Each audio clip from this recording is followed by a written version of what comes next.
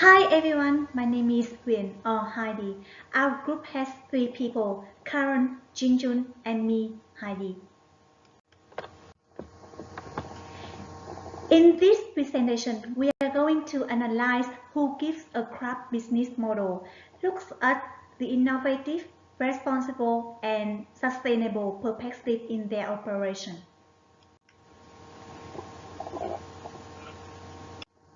So let's get a better understanding about who gives a crap. Simon, Danny, and Jahan founded Who Gives a Crap in 2012 with the production of plain and simple toilet paper. However, by understanding of consumer-driven philanthropy, they came up with a brilliant idea about raising crowdfund to give 50% of their sales profits to support sanitation and water issues in developing countries. Their main product is toilet papers. Then gradually, they increased the product range to include tissues, kitchen towel, and cards. All of products are sold online and delivered to the customer's door. In Australian market, there will be free shipping on order over $30.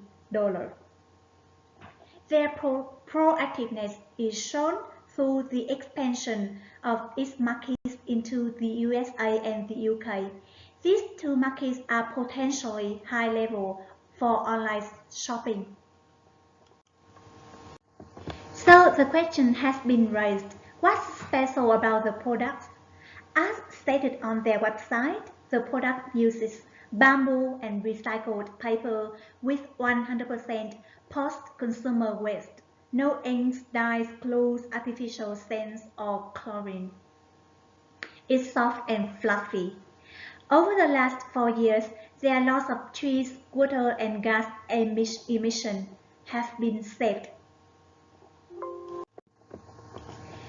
The reason the group chose Who Gives a Crap as a business to analyze is that the concept is a new thing, especially its name. Who gives a crap?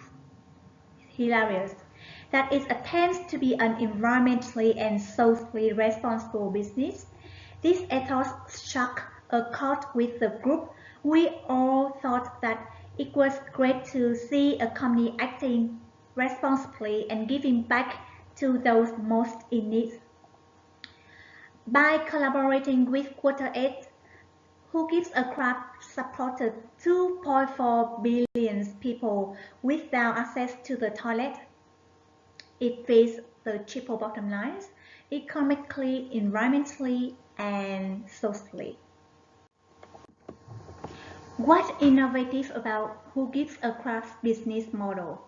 Who Gives a Crap is a toilet paper company that is financially competitive and socially responsible. It's a highly marketable concept that is founded on the principle that we can consume and give simultaneously. Since the CEO sat on the toilet until $50,000 was raised by crowdfunding to get the first rolls manufactured for sales in the mid-2013. Surprisingly, within the first 50 hours, they reached the target and received a lot of feedback and support from the society. Who Gives a Crap has a clear message, create a good social feeling for everyone when using the products by donating 50% of the profits for charity.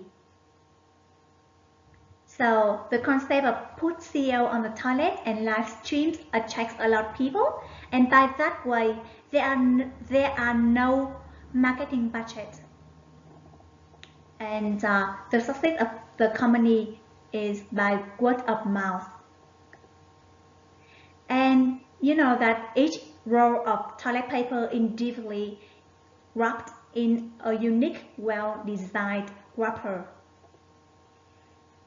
And this amazing campaign also gained an award for the top 5 best campaign in 2012. Thanks. Hi, my name is Karen Redding. I'm the second member of the Who Gives a Crap team.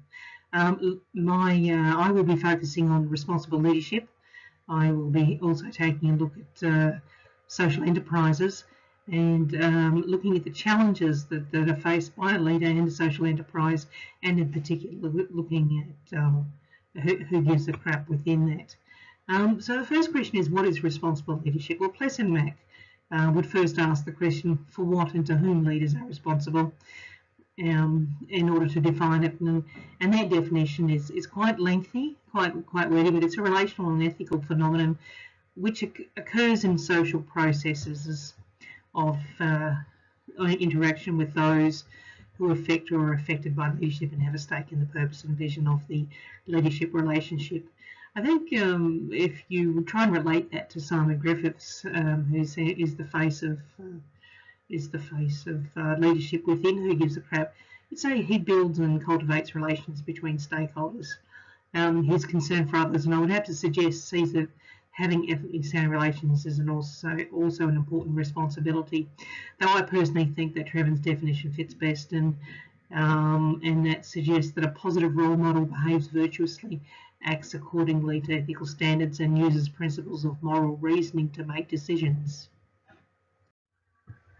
I'd like to touch on briefly what are the key challenges of a responsible leader, and under the main category, you'd have to say conflicting stakeholder needs is probably the most cited. You've got to remember, responsible leaders deal with a multitude of diverse stakeholders from different backgrounds, different cultures, different types of business worlds, different countries, different communication styles. So you've got to face those issues of different values and different interests of leaders, both personally and professionally. And quite often it's the presence or the absence of moral and ethical values that actually might be determinant of a leader's tendency to be responsible. So it's about how we grew up, what beliefs and values were instilled into us. Look, trying to make a profit while understanding and respecting the social and environmental requirements is a delicate task, and a leader must attempt to address the needs of all constituents, as instead of meeting sort of just one stakeholder and neglecting the other one. So there's a contradiction there. Look, I just now want to touch on social enterprises, and as a social enterprise, in this category, you would say that it's a profit for purpose business. They're known as other names, but profit for purpose is one definition. Sits neatly between a not-for-profit and a for-profit business. Look, the Finding Australia social enterprise sector would report defines social enterprise as being led by an economic, social, cultural, or environmental mission consistent with the public or community benefit. And you'd have to say that that is very relevant here in this case. There's certainly key challenges, as in any business, whether it be from procurement or staffing, trying to find in particular the right type of staff who have the right type of values. There's obviously governance issues. You've got a mismatch between the governance measures that you've got to meet in small to medium social enterprises, and there's also the issues of trying to obtain external funding, and there's not many business models out there, and there's very little. Australia's a very new area. Its banking area is quite immature in that, and it's supply led. So there's obviously many issues, just as in any business, for profit or not for profit. But I think there certainly is some key challenges. But I think it's the millennial generation that is driving this, and it'll be interesting to see where it goes. I'd just like to talk a bit more about some other key challenges of Who Gives a Crap. And look, it is a new type of business model. This social change that's happening around Australia is new to many people. So naturally, you've got to find new ways of funding. It's challenging to make money. It's challenging to make enough money to turn a profit to actually give that money over to WaterAid so they can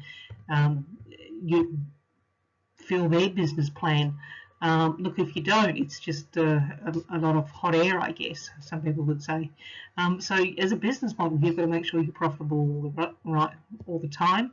With venture capital, you can continue to to not turn a profit for many years, but unfortunately you can't in this case. And the concept of actually giving those 50% of those profits to another entity or another body to help, the customers actually are going to be asking for proof of where that money's gone, because this product is actually not cheap. And so people have to outlay, what is it, $106 to get some toilet paper delivered, I think. So you can see we've got a few rolls here that a lot of people I know that at my place of work have gone and bought. So there is certainly becoming well known. It is talked about. So it's pretty impressive that word of mouth has solved a lot of their marketing issues. I'd just like to finish by saying, just talking about a video that I was listening to with Simon Griffiths, and he was saying that when he started out, the challenge was that they were operating in a space that was only just starting to emerge globally. So there really wasn't anybody experienced enough to help them, talk them through what they were doing. It was more about getting in there, doing it, making a lot of mistakes along the way. And he came up with, he said, the solution is really for anyone starting out, I'd recommend getting a job with someone who's already working in the similar area and learning from their mistakes, so that you can shortcut the processes when it comes to getting your own idea off the ground. And I think that's very, very wise words from Simon Griffiths. So over to you, Yingjun, and thank you for listening. My name is Yingjun, and my part is for suggestions. First, good communication can be useful to avoid potential hidden barriers between employers and employees. First, marketing we can help who give a crap, build and brand equity through developing custom marketing communications, enhancing public relations and sales collateral to advertising. Each member working on the project has a suited role and working target. A strong team can help the company achieve more in the long term. More team building exercise and empower the teams to become more mission focused with more achievement and less cost.